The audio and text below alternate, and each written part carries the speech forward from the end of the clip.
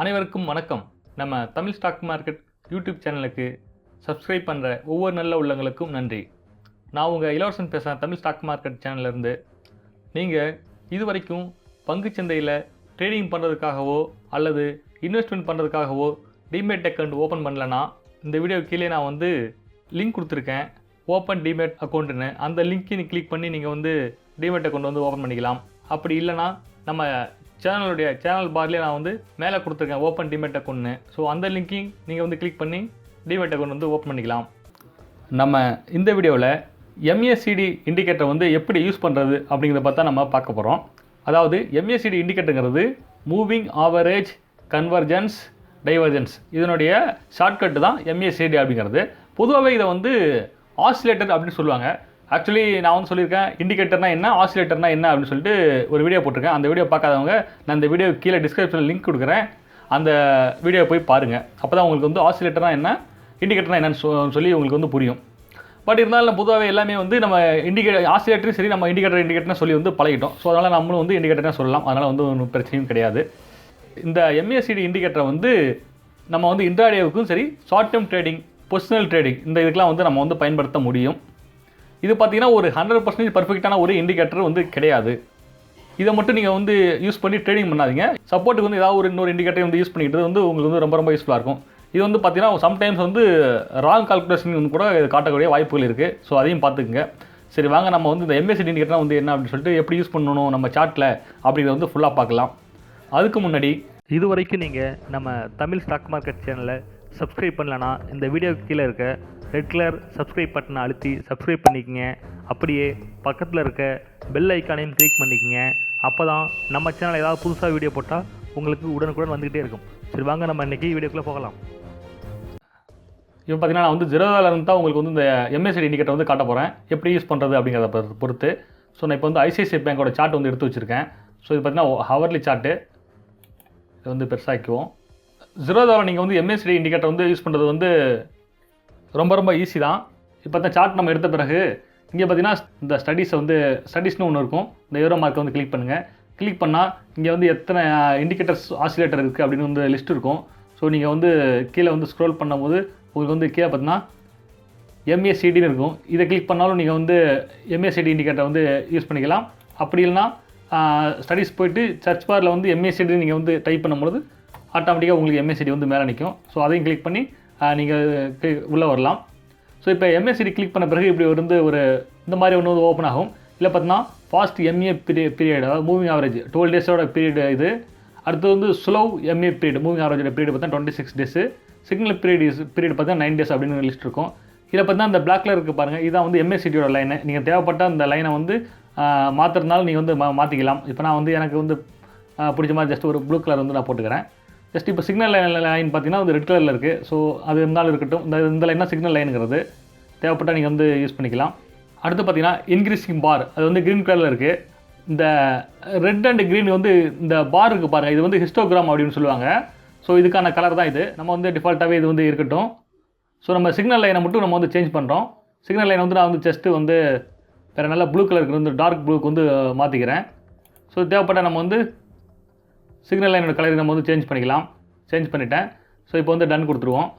Ton கொடுத்தா கீழே அந்த சார்ட்டுக்கு மேலே இருக்க அந்த ICICI பேங்கோட சார்ட்டுக்கு தகுந்த மாதிரி கீழே ஒரு சார்ட்டு மாதிரி உருவாயிருக்கும். இதை நம்ம தேவைப்பட்டால் மேலே நல்லா இழுத்து விட்டு ஜூம் மாதிரி பண்ணிக்கலாம்.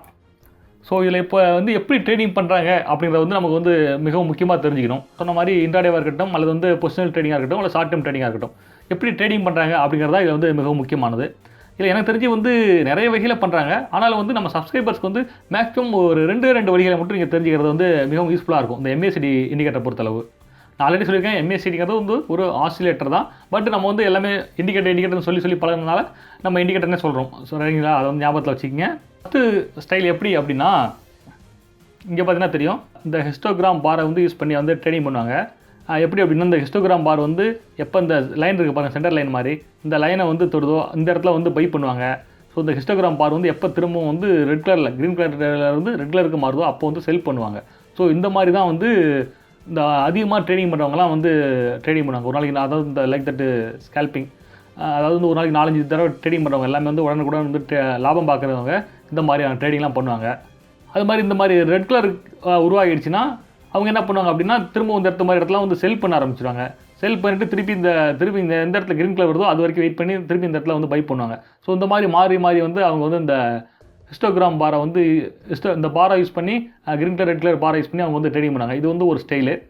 அப்புறம் பொதுவாகவே ஆல்வேஸ் நான் ரெக்கமெண்ட் பண்ணுறது என்ன அப்படின்னா, இந்த MACD லைனும் சிக்னல் லைனும் இருக்குது பாருங்கள். இந்த லைட் ப்ளூவில் இருக்குது பாருங்கள், இதுதான் வந்து MACD லைனு. இந்த ரோஸ் கலர் இருக்கிறது பார்த்திங்கன்னா இது வந்து சிக்னல் லைனு.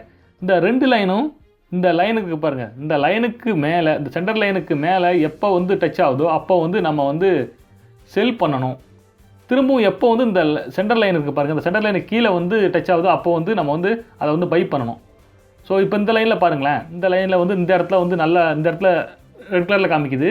இந்த இடத்துல பார்த்திங்கன்னா இந்த லைனுக்கு ஆக்சுவலி ஆவரேஜாக வந்து டச் ஆகிருக்கு.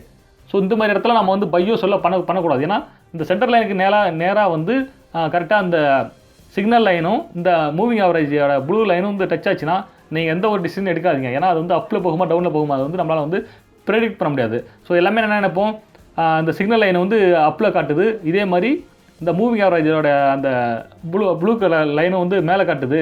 ஸோ அப்போ மேலே போக தான் வாய்ப்பு இருக்குது இந்த சென்டர் லைனில் வந்து டச் ஆன பிறகு அப்படின்னு நம்ம நினைப்போம். ஆனால் என்ன ஆகுது, திரும்ப வந்து கீழே தான் வந்துருக்கு.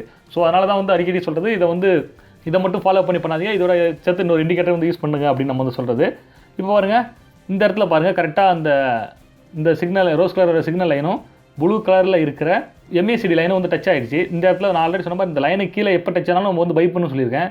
ஸோ இந்த இடத்துல பாருங்கள், கரெக்டாக வந்து இந்த இடத்துல பை பண்ணியிருந்தீங்கன்னா இந்த இடத்துல வந்து செல் பண்ணியிருக்கலாம். இப்போ எக்ஸாம்பிள் இந்த இடத்துல பாருங்கள், கரெக்டாக 261.11 வந்து டச் ஆகிருக்கு இந்த லைன்கிட்ட. ஸோ இங்கே பாருங்கள், இன்னொரு லைன் பார்த்தீங்கன்னா கரெக்டாக இந்த இடத்துல 333 போய் திருப்பி டச் ஆகிருக்கு. ஸோ கிட்டத்தட்ட பார்த்தீங்கன்னா ஒரு 60 ரூபா பக்கம் வந்து உங்களுக்கு லாபம் கிடச்சிருக்கும் இந்த மாதிரி வந்து இந்த MACD லைனை வந்து நீங்கள் வந்து ஃபாலோ பண்ணியிருந்தா. ஸோ இதுக்கிடையில் எத்தனையோ அப் அண்ட் டவுன் வந்திருந்தால் கூட இந்த சார்ட்டில் பார்த்தீங்கன்னா இவ்வளோலேருந்து லாபம் கிடைக்க வாய்ப்பு இருந்திருக்கு. ஸோ நான் ஆல்ரெடி சொன்ன மாதிரி இந்த லைனுக்கு மேலே போனால் வந்து நீங்கள் செல் பண்ணணும், இந்த லைனுக்கு கீழே வந்து ரெண்டும் ஒன்றா சேர்ந்து டச் ஆச்சுன்னா அந்த இடத்துல வந்து பை பண்ணணும்னு சொல்லியிருந்தேன். ஸோ இந்த இடத்துல செல் பண்ணியிருந்தீங்கன்னா திரும்பவும் வந்து இந்த இடத்துல வந்து பை பண்ணியிருக்கலாம். திரும்பவும் இந்த இடத்துல பாருங்கள், 302 ரூபாயில் வந்து நீங்கள் வந்து பை பண்ணியிருக்கலாம். ஸோ நீங்கள் எந்த இதுவுமே இதில் தெரியலனா கூட உங்களுக்கு இந்த 2 லைனும் சிக்னல் லைனும் MACD லைனும் ஜாயின் பண்ணி வர இந்த இடத்த வந்து நீங்கள் ஃபாலோ பண்ணாவே உங்களுக்கு ஓரளவுக்கு ப்ராஃபிட் கிடைக்கிறதுக்கான வாய்ப்புகள் அதிகம். சரிங்களா? ஸ்டார்டிங்லாம் நான் வந்து ஃபாலோ பண்ணிட்டு இந்த முறையெல்லாம் ஃபாலோ பண்ணோம். ஸோ இது மேக்ஸிமம் இது வந்து பர்ஃபெக்டாக வரும். இந்த ஹோலோகிராம் அந்த கேண்டில்ஸை நம்ம யூஸ் பண்ணுறதை விட இந்த லைன் இருக்குது பாருங்கள், MACD லைனும் சிக்னல் லைனும் டச் பண்ணுற இடத்துல, அதாவது இந்த சென்டர் லைன் இருக்குது பாருங்கள், இந்த கரெக்டாக இந்த சென்டர் லைன் இருக்குது பாருங்கள், இந்த ஹோலோகிராம் பாருக்கு கீழே வந்து 2 பாரும் டச் இப்படி ஆப்போசிட் இருக்கும்போது சென்டர் லைனுக்கு கீழே வந்து டச் ஆச்சுன்னா இந்த 2 லைனும் டச் ஆச்சுன்னா அந்த இடத்துல பை பண்ணணும். மேலே அந்த லைனுக்கு மேலே எங்கே போனாலும் அந்த இடத்துல பை செல் பண்ணணும்னு சொல்லியிருந்தேன். ஸோ இந்த மாதிரி நீங்கள் ஃபாலோ பண்ணாவே நிறைய ஸ்ட்ராட்டஜி இது மாதிரி தான் ஒர்க் அவுட் ஆகுது இந்த MACDயில்.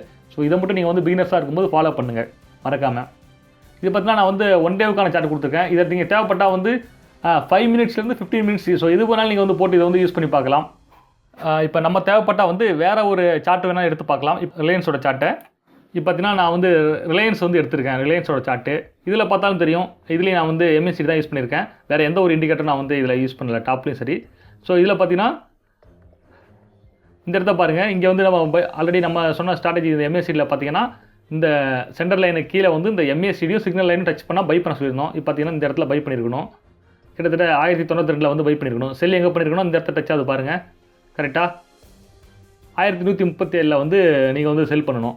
ஸோ இதில் பார்த்தீங்கன்னா ஒரு 40 ரூபா லாபம் உங்களுக்கு. இந்த மாதிரி தான் வந்து இந்த திரும்பவும் பார்த்தீங்கன்னா இந்த இடத்த வந்து நீங்கள் செல் பண்ண பிறகு பார்த்தீங்கன்னா திரும்பவும் அது வந்து இந்த இடத்த திருப்பி கீழே இறங்கி டச் ஆகிருக்கு. ஆனாலும் வந்து இந்த மாதிரி நீங்கள் ஃபாலோ பண்ணக்கூடாது.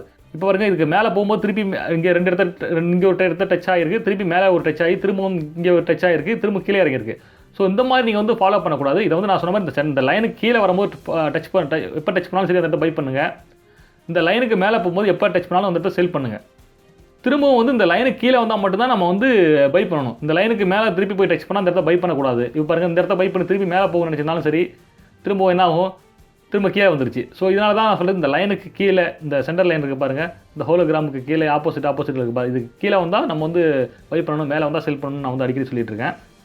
ஸோ இங்கே பாருங்கள், இந்த இடத்துல வந்து இங்கே உலகத்துக்கு அப்புறம் கீழே வந்து இந்த மாதிரி நமக்கு வந்து நான் சொன்னால் ஆல்ரெடி MACD வந்து கொஞ்சம் பர்ஃபெக்டாக இருக்காதுன்னு சொல்லி, அதே மாதிரி இந்த இடத்துல பாருங்கள், அதுதான் இந்த 2 இடத்துலையும் காட்டியிருக்கு உங்களுக்கு. இந்த இதில் சார்ட்டில் பாருங்கள், இந்த இடத்துல திரும்பவும் வந்து இந்த கீழே வந்த பிறகு பாருங்கள், இந்த இடத்துல நீங்கள் வந்து பை பண்ணியிருந்தால் இந்த இடத்துல வந்து நீங்கள் வந்து செல் பண்ணியிருக்கலாம். இந்த இடத்துல பாருங்கள், இந்த MACD லைனும் சிக்னல் லைனும் டச் ஆகுது, இந்த இடத்துல MACD லைனும் சிக்னல் லைனும் டச் ஆகுது. நான் சொன்ன மாதிரி இந்த சென்டர் லைனுக்கு கீழே MACDயும் சிக்னல் லைனும் டச் ஆனால் பை பண்ணணும், இந்த சென்டர் லைனுக்கு மேலே MACD சிக்னல் லைனும் டச் பண்ணால் செல் பண்ணணும்னு சொல்லியிருந்தேன். இப்போ பாருங்கள் கரெக்டாக வந்து 1209 வந்து இந்த இடத்த டச் ஆகிருக்கு. இங்கே பாருங்கள்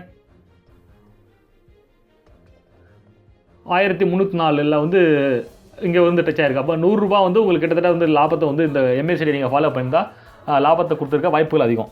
இது மாதிரி வந்து நீங்கள் வந்து இண்டிகேட்டர்லாம் யூஸ் பண்ணும்பொழுது நீங்கள் மறக்காமல் வந்து பேப்பர் ட்ரேடிங் கொஞ்சம் பண்ணி பாருங்கள். ஒரு 1 வீக் 2 வீக்ஸ் பண்ணி பார்த்துட்டு ப்ராக்டிக்கலாக பண்ணி பாருங்கள். பண்ணி பார்த்து பேப்பரில் வந்து மென்ஷன் பண்ணி வைங்க எந்தெந்த சார்ட்லாம் வந்து MACD இண்டிகேட்டர் யூஸ் பண்ணும்போது சாதகமாக இருக்குது, MACD இண்டிகேட்டர் யூஸ் பண்ணும்போது கரெக்டாக அது வந்து இந்த லைன்ஸ்லாம் கரெக்டாக பர்ஃபெக்டாக காட்டும்போது பர்ஃபெக்டாக பைக்கோ பர்ஃபெக்டாக செல்லுக்கோ போகுது அப்படின்னு பார்த்துட்டு அந்த மாதிரி ஸ்டாக்ஸ்லாம் நீங்கள் வந்து MACDக்கு வந்து யூஸ் பண்ணுறது ரொம்ப ரொம்ப நல்லது. எப்பயும் நான் சொன்ன மாதிரி இது யூஸ் பண்ணும்போது இப்போ எக்ஸாம்பிளுக்கு வந்து ஸ்டடீஸில் போயிட்டு நீங்கள் ஒரு சூப்பர் ட்ரெண்ட் கூட நீங்கள் வந்து யூஸ் பண்ணி பார்த்துக்கலாம். ஒரு சப்போர்ட் லைன் தான் தவிர வேறு ஒன்றும் கிடையாது. ஒரு சப்போர்ட் லைன் வந்து டிஃபால்ட்டாக வச்சுட்டு இப்போ சூப்பர் ட்ரெண்ட் வந்து நீங்கள் வந்து ஃபாலோ பண்ணிக்கலாம். இங்கே நான் சொன்ன மாதிரி பாருங்கள் இந்த இடத்துல இந்த இடத்துல வந்து கரெக்டாக ஒரு பை சிக்னல் கொடுத்துருக்கு, இங்கே வந்து செல் சிக்னல் கொடுத்துருக்கு. சூப்பர் ட்ரெண்டும் சரி இந்த MACD சரி ஒரே இடத்த வந்து சிக்னல் கரெக்டாக கொடுத்துருக்கு.